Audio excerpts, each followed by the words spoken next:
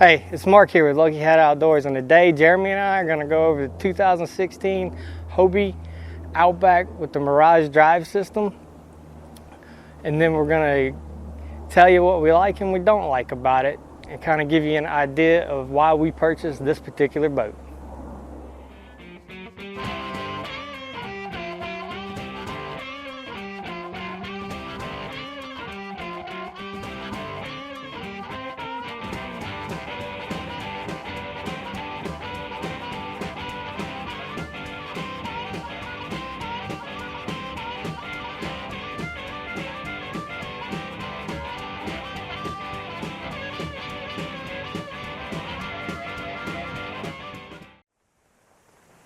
So the Hobie Outback with the Mirage drive system is about 12 foot 1 inch long, 33 inches wide, and this 2016 model weighs 90 pounds according to the manufacturer.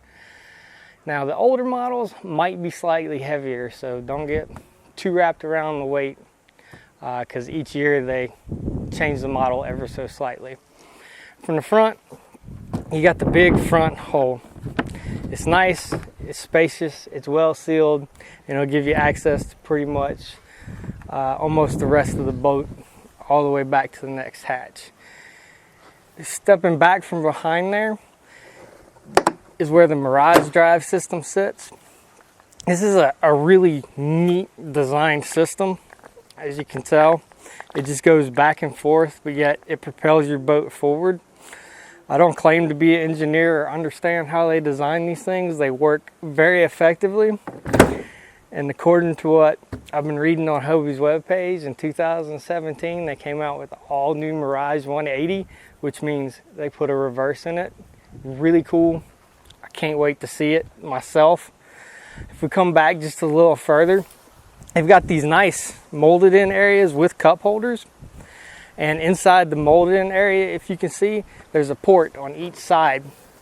And these are automatic access for your electronics. So if you want to put in a depth finder or GPS or anything you need to run wires for, you simply take these ports off, pop out the portion you're using and run the wires through. Quick, simple, without drilling in your boat. Love it to death. Just in front of the seat, there's a center console hatch. It's a standard 8-inch, and since I just went out yesterday, it fits my plastics binder perfectly down in there. Don't even have to worry about it. It's right there when I need it. Now in the back they have the rudder, but one of the features, of course, is your pulls for your down and your up rudder are located right within your arm's length of your seat. Next to your molded cup holders are your handles, and then your rudder control is right here by your left hand when you're sitting. So since it's designed to go with the Mirage drive system, there's no foot rudder like you'll see on paddle boats. It's a simple little stick right there. The seat. They came out with these seats in, I believe 2015 was the first model to have this particular seat. And 16 they made some improvements as far as handling. It's a 3-stage seat, high, you got a little medium, and you can go all the way down. If you look on the back, it has adjustable lumbar support, so you can kind of personalize and tone it. And it's a quick remove seat. You just snap it back here, you reach under, pull the tab, rotate forward, and it comes right out. And then to put it back in, you just rotate it back down, clip it in, and it's done. Now, if you notice these little rubber caps, there's 4 molded in rod holders located around the boat, 2 behind you, 2 in front of you, and they all have this little cap that covers them up.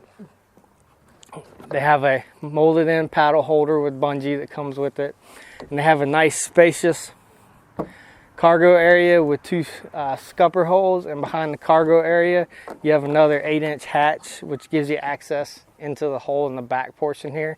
It'll help, you know, run wires and different things. And one time we went out and I put a hammock back here because we were going to stay out overnight. And then of course the standard Hobie rudder, and this is the standard Hobie rudder. It handles nice. It has its ups and downs as anything else. And located back here by the rudder is a screw-in plug and drain hole, so you can just tip your boat up and drain it.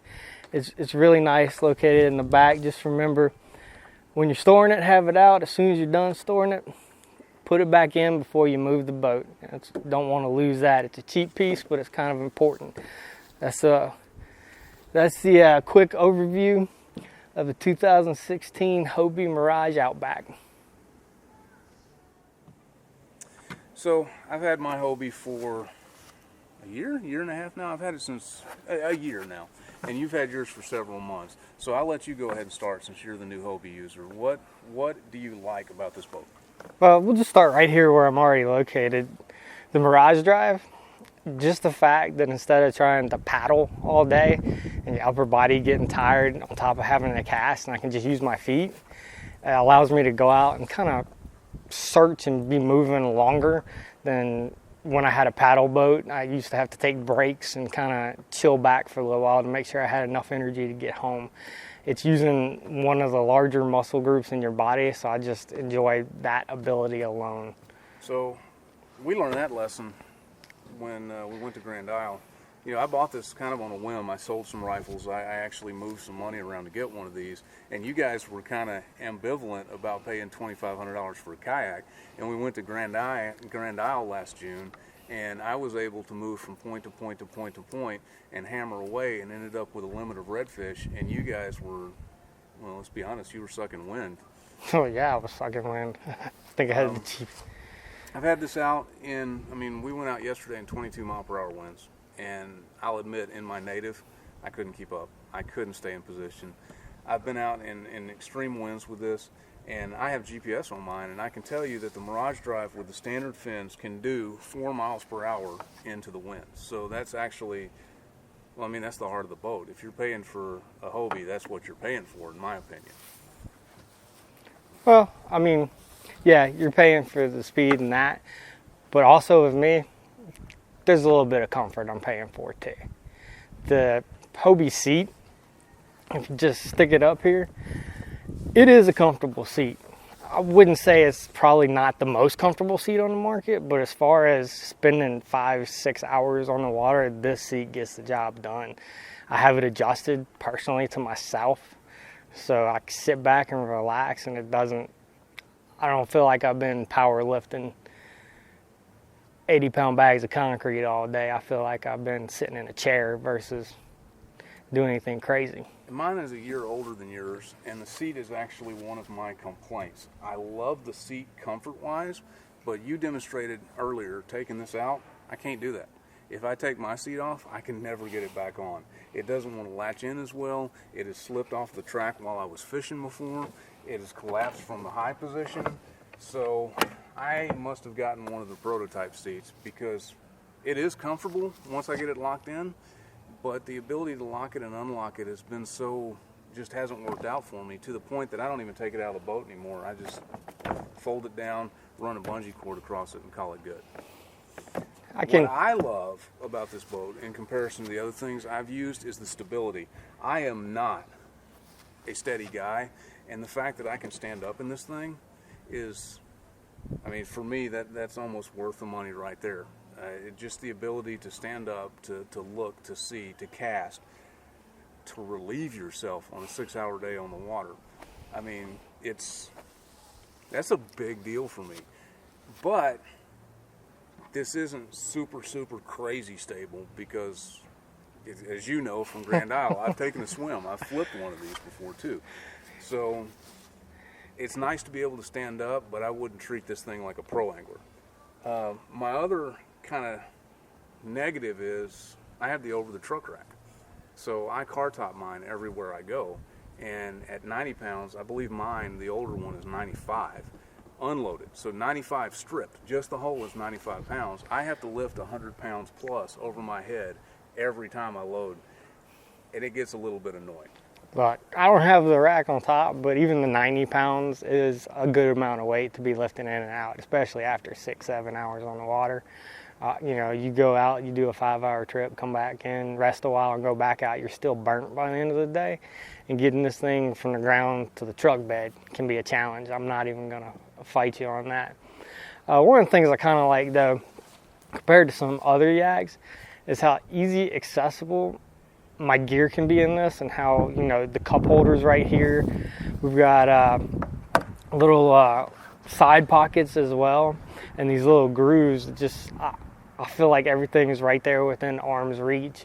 Once my crate's in there, I don't have to even twist back to grab a fishing pole. A lot of times I just reach over my shoulder and grab it. So I love how accessible everything is. And there's huge benefits to that. For instance, the cup holders are 2 different sizes, and this one will fit an Nalgene, but this one won't fit any can I know of in existence. I've found one can that's really loose in there, but basically one of those thin Red Bull style cans will fit in there. It's actually my sunscreen pocket. So if you open a 12-ounce Coke, drink 3 sips, crush it, you can fit it in there. So I'm not sure what this one is for. And these, I was kind of ambivalent about these until I started fishing, and like you take a lure and just toss it in there, and at the end of the day I realized that all these little hooks and lures are still where I left them. For me, running electronics, it's the low wrench ready.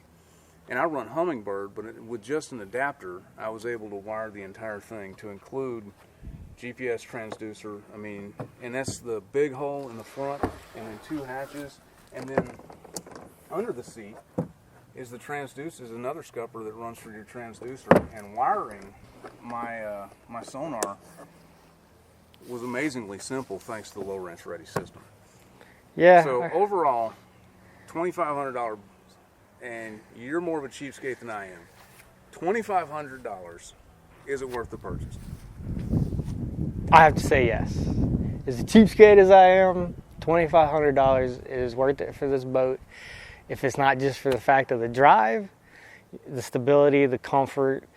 I'm not the greatest fisherman in the world, but not having that hassle of having to paddle, I feel like it's helping me a little bit get back on my game. If I had a 21-foot bay boat, I probably would not invest in one of these new. If I had and get out there boat sitting in my driveway right now, I probably would not spend this money. But not having a boat, living in a place where I can't park a boat, being in a duplex where I don't have the space, this was worth every dime. If I had a huge driveway, if I lived on the North Shore where I had access to freshwater rivers, I would probably have spent the $2,500 on a 14-foot John boat with a 9-horsepower Mercury and some trot lines. But because I live south, because I live close to the marsh, and because I don't have space for the boat, this is my boat replacement. So it has been worth every dime I've put into it. Yeah, everything I've done with this, I still love it, and I'm still saving to do more. Hey, Jeremy from Lucky Hat Outdoors, and if you enjoyed our videos and had a good time, make sure you subscribe to our channel and check us out on Facebook and Instagram.